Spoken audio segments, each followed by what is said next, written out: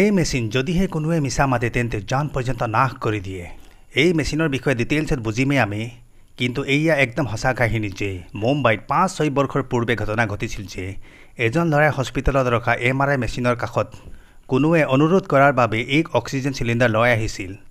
আপুনি জানি oxygen cylinder লোহাৰে নিৰ্মিত। তেওঁৰ বিলকুল আইডিয়া নাছিল যে MRI মেচিন কিমান পাৱাৰফুল প্ৰকাৰৰ হ'ব পাৰে। যেনে ৰুমৰ মাৰিলে এণ্ট্ৰি খতৰেকা বাজিল ঘণ্টি।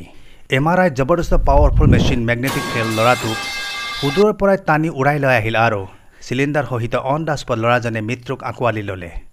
মোৰ উদ্দেশ্য আপোনাক ভয় খুৱাবলৈ নহয়, বলকি MRI মেচিনৰ বিহেভিয়াৰ বুজাবলৈ কৰা প্ৰচেষ্টাহে মাত্ৰ এয়া। যেনেদৰে এই গাড়ীৰ দ্বাৰা জাংকিয়াৰ্ড লোহাৰ খেঁচি থকা দেখিছে আপুনি, ইয়াত এৰাউণ্ড 1 টেছলা পাৱাৰ ক্ষমতা সম্পন্ন যিকোনো কাৰক মেগনেটৰ দ্বাৰা উঠাই ল'ব পৰা ক্ষমতাধাৰী। টেছলা এক ইউনিট হয় যি নেকি মেগনেটিক ফিল্ড ষ্ট্ৰেংথৰ মেজাৰমেণ্ট লয়, কিন্তু বিপৰীতে MRI মেচিন 3 টেছলা পাৱাৰ পৰ্যন্ত পাৱাৰফুল ক্ষমতাধাৰী হ'ব পাৰে।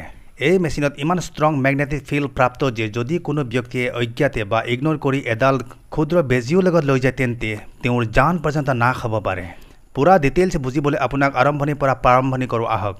বেচিকেলি MRI মেচিন শৰীৰত যিকোনো সমস্যা যাক অতি সহজে ধৰা পেলাব পাৰি তাকো প্ৰপাৰ ডিটেইলিঙত স্পেচিয়েলি ব্ৰেইন স্কেনিঙত কাৰ্য সম্পন্ন কৰা দেখা যায়। MRI ফুল ফৰ্ম আপুনি ভিডিঅ'ত সম্পূৰ্ণভাৱে উপভোগ কৰি মস্তিষ্ক ব্যৱহাৰ কৰি কমেণ্ট বক্সত জনাব। মেচিনৰ আভ্যন্তৰীণ ভাগত এক বৰ্ড প্ৰত্যক্ষ কৰিছে নিশ্চয় আপুনি। ইয়াৰ ভিতৰলৈ পেচেণ্টৰ হেড পুছ কৰি দিয়া হয়। চাৰিওদিশে এক প্ৰকাৰৰ ৰিং দেখিছে আপুনি। এই ৰিঙৰ দ্বাৰাহে পুৰা খেল এক্সিকিউট কৰা হয়। ৰিঙৰ ভিতৰত এক ছুপাৰ কণ্ডাক্টিং মেগনেট অৱস্থিত যি নেকি প্ৰকৃততে এক পাৰ্মানেণ্ট মেগনেট হয়, কিন্তু ইয়াৰ বিহেভিয়াৰ এক পৃথক প্ৰকাৰৰ। মেগনেটৰ ভিতৰত এক কইল টাইপৰ ৱাইণ্ডিং থাকে যি নেকি নিউবমিছ টাইটানিয়ামৰ দ্বাৰা নিৰ্মিত। এই কইলৰ ৰেচিষ্টেঞ্চ একদমছে 0 প্ৰথমতে, কিন্তু বৰ্তমান এই কইলৰ কোনো প্ৰকাৰৰ মেগনেটিক ফিল্ড নাইকিয়া, ফলত প্ৰথমতে এই কইল চাৰ্জ কৰা হয়। চাৰ্জ কৰাৰ লগে লগে কইলৰ ভিতৰত কাৰেণ্ট চাৰ্কুলেট হ'বলৈ ধৰে, ফলস্বৰূপে কাৰেণ্ট স্বয়ং আশে পাশে এক মেগনেটিক ফিল্ড জেনেৰেট কৰিবলৈ আৰম্ভ কৰিব। কিন্তু এই ফিল্ড বেছি ষ্ট্ৰং প্ৰকাৰৰ নহ'ব, কিয়নো কাৰেণ্ট চাৰ্কুলেট হওঁতে ৱাইণ্ডিঙৰ টেম্পাৰেচাৰ বৃদ্ধি হ'ব এবং ৰেচিষ্টেঞ্চৰ মাজত অহাৰ কথা সচৰাচৰ দেখা যায়। কিন্তু তেন্তে ৰেচিষ্টেঞ্চ 0 মেইনটেইন ৰাখিবলৈ এই কইলত লিকুইড হেলিয়ামৰ কুলিং প্ৰভাইড কৰা হয়, যাৰ টেম্পাৰেচাৰ এতিয়া -262 ডিগ্ৰী চেণ্টিগ্ৰেড হৈ পৰিব। এই লিকুইড হিলিয়াম কইলৰ টেম্পাৰেচাৰ 0 ডিগ্ৰী চেণ্টিগ্ৰেডত ৰাখে যাৰ ফলত এই কইল ছুপাৰ কণ্ডাক্টিং ষ্টেজ প্ৰাপ্ত কৰিব। ইয়াৰ পাছত এক পাৱাৰফুল ষ্ট্ৰং মেগনেট ফিল্ডলৈ তব্দিল হৈ পৰিব। এই কইলৰ ৰেচিষ্টেঞ্চ 0, গতিকে বাহ্যিক দিশৰ পৰা কোনো ধৰণৰ ছাপ্লাই প্ৰদান কৰাৰ প্ৰয়োজনীয়তা নাইকিয়া। একবাৰ চাৰ্জ কৰি দিয়ক, মাত্ৰ একবাৰ ছুপাৰ কণ্ডাক্টিং পৰ্যায় প্ৰাপ্ত হওক, ইয়াক মেগনেট ফিল্ড লাইফ পৰ্যন্ত চলি থাকিব এনেদৰে, কিয়নো যাৰ ৰেচিষ্টেঞ্চে পাৱাৰলেছ, ফলত ৰেচিষ্টেঞ্চ 0 হৈ পৰিব। ইয়াৰ পাছত মেগনেট পেক কৰি দিয়া হয়। আমাৰ মানৱ শৰীৰ 60% পানীৰ দ্বাৰা নিৰ্মিত। পানীত হাইড্ৰজেন আটম মজুদ থাকে। জীৱিত অৱস্থাত হাইড্ৰজেন আটম কিছু মাত্ৰাত এনাৰ্জি অৱস্থানত থাকে, কিন্তু এটম নিজৰ মৰ্জিৰ মালিক, ৰেণ্ডমলি খুদ নিজৰ এনাৰ্জি ৰিলিজ কৰি থকা অৱস্থাত থাকে। যেতিয়া এটম ষ্ট্ৰং মেগনেটিক ফিল্ডত সন্মুখীন হ'ব তেন্তে মেগনেটিক ফিল্ড এক লাইনত ছেট কৰি দিয়া হ'ব, বঢ়িয়াকৈ এলাইন কৰি পেলাব। এই যে মেগনেট ফিল্ড যে হোমোজিনিয়াছ প্ৰকাৰৰ, যাৰ মতলব হ'ল মেগনেট ফিল্ড বডিৰ প্ৰত্যেক এটমত ইকুৱেল ফ'ৰ্চ লগায়। এয়া এতিয়া সম্পূৰ্ণ বডি এটমৰ একদম শুদ্ধভাৱে মেগনেট ফিল্ডৰ সৈতে ছেট হৈ পৰিছে। এতিয়া যাওঁ মেচিনৰ দ্বিতীয় অংশলৈ, যাৰ নাম ৰেডিঅ' ফ্ৰিকুৱেঞ্চি কইল। যেতিয়া আমাৰ মস্তিষ্ক স্কেনিং কৰা হয়, আমাৰ মস্তিষ্ক একদম কাষৰে এনেধৰণৰ কম্পোনেণ্ট সংলগ্ন কৰা থাকে যাক ৰেডিঅ' ফ্ৰিকুৱেঞ্চি কইল বুলি কোৱা হয়। এতিয়া অল্প মাত্ৰাত আমাৰ ফ'কাছ ৰখা হওক যে এই কইল কাৰ্য কৰিব এনেধৰণে যে ব্ৰেইনৰ আভ্যন্তৰীণ দিশত ৰেডিঅ' ফ্ৰিকুৱেঞ্চি ছিগনেল আৰ পাৰ প্ৰেৰণ কৰিব, কিন্তু এৰা ধৰা ৰূপত কৰিব। ফৰ এক্সাম্পল, এয়া এক হাইড্ৰজেন এটম যি নেকি ৰেণ্ডমলি নিজ এনাৰ্জি ৰিলিজ কৰি থকা অৱস্থাত আছে নেচাৰেল আৰ্থ গ্ৰেভিটিৰ ৰূপত। প্ৰথমে ছুপাৰ কণ্ডাক্টিং মেগনেট ফিল্ড উচ্চ দিশে লগালে প্ৰপাৰ ডিচিপ্লিন হৈ পৰিব। এতিয়া এটমত ৰেডিঅ' ফ্ৰিকুৱেঞ্চি পালছ প্ৰয়োগ কৰা হ'ব, তাকো 90 ডিগ্ৰীত। এই পালছ এতিয়া এনেধৰণে কাৰ্য কৰিব নহয়, হাইড্ৰজেন এটমক 90 ডিগ্ৰীত ৰোটেট কৰি ঘূৰাই দিব, লগালগ ৰেডিঅ' ফ্ৰিকুৱেঞ্চি বন্ধ কৰি দিয়া হ'ব। এতিয়া হাইড্ৰজেন এটম পুনৰ ছুপাৰ কণ্ডাক্টিং মেগনেট ফিল্ড যে ইয়াৰ সৈতে এলাইন হ'বলৈ ঘূৰিব, পূৰ্বাৱস্থা প্ৰাপ্ত কৰিবলৈ ঊৰ্ধ্বমুখী হ'ব। কিছু মাত্ৰাত এনাৰ্জি যি শক্তি ৰেডিঅ' ফ্ৰিকুৱেঞ্চি দিছিল পুনৰ ৰিলিজ কৰিবলৈ ধৰিব, আৰু ৰেডিঅ' ফ্ৰিকুৱেঞ্চি কইলৰ ৰিচিভাৰ আমাৰ মস্তিষ্কৰ একদম কাষতে সংলগ্ন কৰা আছিল যে যেতিয়া সকলো এটম এনাৰ্জি ৰিলিজ কৰিবলৈ ধৰিব তেন্তে ৰেডিঅ' ফ্ৰিকুৱেঞ্চি কইলৰ ৰিচিভাৰৰ এই এই এনাৰ্জি চেঞ্জ কৰি পেলাব। এই এনাৰ্জি যি ফ্ৰিকুৱেঞ্চিত ঘূৰি আহিছে নহয়, ইয়াক ৰিজনেঞ্চ ফ্ৰিকুৱেঞ্চি বুলি কোৱা হয়। বলক ইয়াক একদম সহজভাৱে বুজাওঁ আপোনাক। মানি লওক আপোনাৰ গাৰ্লফ্ৰেণ্ডে আপোনাক ৰাম ঘোষা সোধালে। যদিহে আপোনাৰ সাহস মজুদ আছে তেন্তে আপুনিও এক ঘোষা সোধাবলৈ তৈয়াৰ হ'ব। কিন্তু আপোনাৰ গাৰ্লফ্ৰেণ্ডৰ যি ইণ্টেনচিটি আছিল, তাই খঙত ৰাগত যি ঘোষা সোধাইছিল, তেনে ইনচেণ্টিটি আপোনাৰ নাই। গতিকে যিটো মাৰ খালে আপুনি, সেই ইনচেণ্টিটি ধাৰিত নহয় আপুনি। গতিকে আপোনাৰ মাৰ সিমান শক্তিশালী নহ'ব। গাৰ্লফ্ৰেণ্ডৰ কাৰ্যক ৰেডিঅ' ফ্ৰিকুৱেঞ্চি আৰু মাৰ খাই আপোনাৰ এনাৰ্জি পুনৰ ৰিলিজ কৰিবলৈ আপুনি এক ঘোষা সোধা হ'ব। কিন্তু এই এনাৰ্জি ঘূৰি অহা কাৰ্য গাৰ্লফ্ৰেণ্ডৰ ফালে আপোনাৰ পৰা, ইয়াকে ৰেজনেঞ্চ ফ্ৰিকুৱেঞ্চি বুলি কোৱা হয়। গতিকে গাৰ্লফ্ৰেণ্ডৰ কাৰ্যক ৰেডিঅ' ফ্ৰিকুৱেঞ্চি কইল বুলি ধৰি লওক। এয়া এক প্ৰকাৰৰ চেঞ্চ যি আমাৰ মস্তিষ্কত লগা থাকে, চেক কৰি থাকে যে কিমান মাত্ৰাত এনাৰ্জি ঘূৰি আহিছে। মানি লওক মস্তিষ্কত ব্লাড ক্লট জমা হৈ আছে। ব্লাড ক্লটত অতি মাত্ৰাত পানী জমা হৈ থাকে। এইটো হেল্ডি ব্ৰেইন আৰু ইয়াৰ কাষতে ব্লাড ক্লট জমি থকা মস্তিষ্ক দেখি আছে আপুনি। ইয়াত ইমান মাত্ৰাত হাইড্ৰজেন এটম জমি আছে যে যি ফ্ৰিকুৱেঞ্চি ৰিলিজ কৰিব নহয়, ইয়াৰ বিহেভিয়াৰ পৃথক প্ৰকাৰৰ হ'ব। কিছু এটম শীঘ্ৰে ৰিলিজ কৰিব, বিপৰীতে কিছুৱে দেৰিকৈ ৰিলিজ কৰিব। গতিকে ৰেডিঅ' ফ্ৰিকুৱেঞ্চি কইল ধৰা পেলাব যে এই স্থানত কিবা নহয় কিবা পৃথক প্ৰকাৰৰ ফ্ৰিকুৱেঞ্চি প্ৰাপ্ত কৰা হৈছে।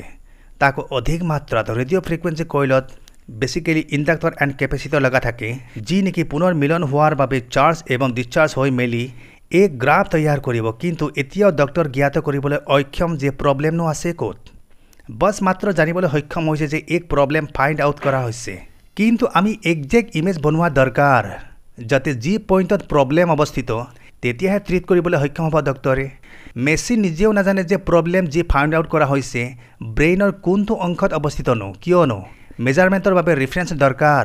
মানি লওক আকাশত উল্কাপিণ্ড বা কমেট দেখিছে আপুনি। যদিহে আগন্তুক দিনা আপোনাক সুধিম কমেট কোনটো দিশত ওলাইছিল বাৰু, তেন্তে মাত্ৰ এক আন্দাজা কৰি আপুনি ক'ব বোলে এইফালেহে দেখা গৈছিল।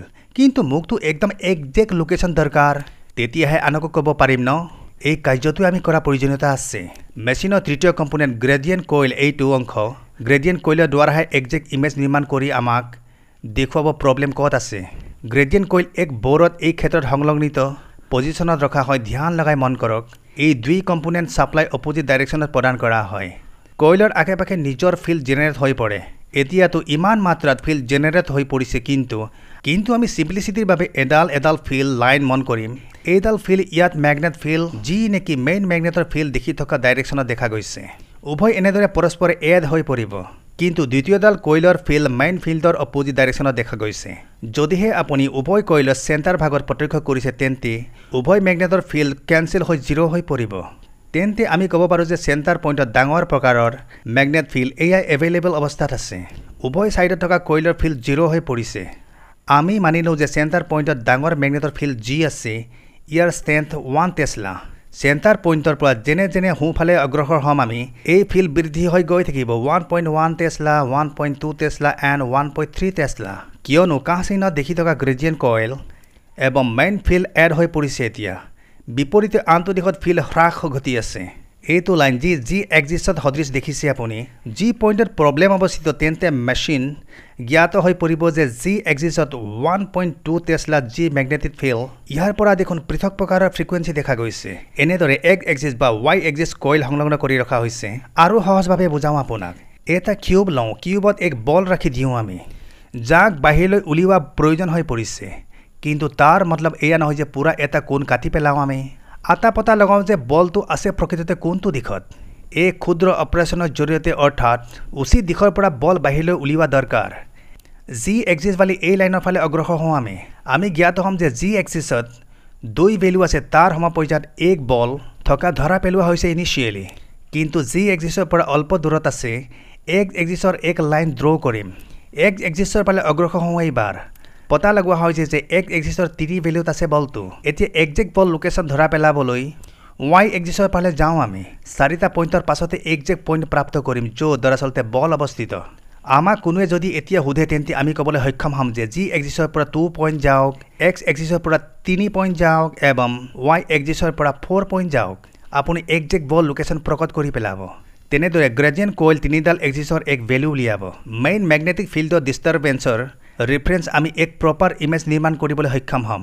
MRI মেচিনত পেচেণ্ট 30 পৰা 40 মিনিটছ কনজিউম কৰে কিয়নো ৰেডিঅ' ফ্ৰিকুৱেঞ্চি মাল্টিপল টাইমছত প্ৰেৰণ কৰা হৈ থাকে এক একজেক্ট ইমেজ বনাবলৈ এই মেচিনৰ দ্বাৰা যিমান মাত্ৰাত ছাইড ইফেক্ট হ'ব বুলি ভাবিছে আপুনি সেয়া ভুল ব্যাখ্যা বুলি এক্সপাৰ্টে মতামত দাঙি ধৰিছে কিন্তু যদিহে ব্যতীত ক্ষণত আপোনাৰ চাৰ্জাৰী হৈ গৈছে ফলত যদিহে আপোনাৰ শৰীৰত লোহাৰ বা ষ্টীলৰ টুকুৰা ৰখা হৈছে তেন্তে ভাবি লওক এবাৰ ডক্তৰক প্ৰথমেই কৈ দিয়ক দেহৰ ভিতৰত লোহা বা ষ্টীলৰ পাৰ্টছ লগা আছে বুলি একো নাপাহৰিব একো নুলুকুৱাব অন্যথা মেচিন অন কৰি দিয়াৰ লগে লগে আপোনাৰ শৰীৰৰ ভিতৰৰ পৰা য'তেই নাথাকক লোহাৰ টুকুৰা বা ষ্টীলৰ টুকুৰা ফালি ছিঙি পলকতে বাহিৰলৈ উলিয়াবলৈ সক্ষম হ'ব এই মেচিন গতিকে ডক্তৰক সকলো সঁচা কথা কৈ দিয়ক জেনেৰেলি MRI মেচিন শৰীৰৰ মাছল পাৰ্টছত ভালদৰে কাৰ্য এক্সিকিউট কৰে য'ত ৱাটাৰ কণ্টেণ্ট অধিক মাত্ৰাত এভেইলেবিলিটি মজুত থাকে আমাৰ ভিডিঅ' ইয়াতে জবনিকা পৰিল যদিহে আমাৰ ভিডিঅ'ৰ পৰা আপুনি উপকৃত হৈছে তেন্তে লাইক এবং শ্বেয়াৰ কৰিবলৈ কথা পাতি নাপাহৰিব এতিয়া কৰি লওক আমাৰ চেনেল যদিহে ছাবস্ক্ৰাইব কৰা নাই এতিয়াই কৰি লওক থেংকছ ফৰ ৱাচিং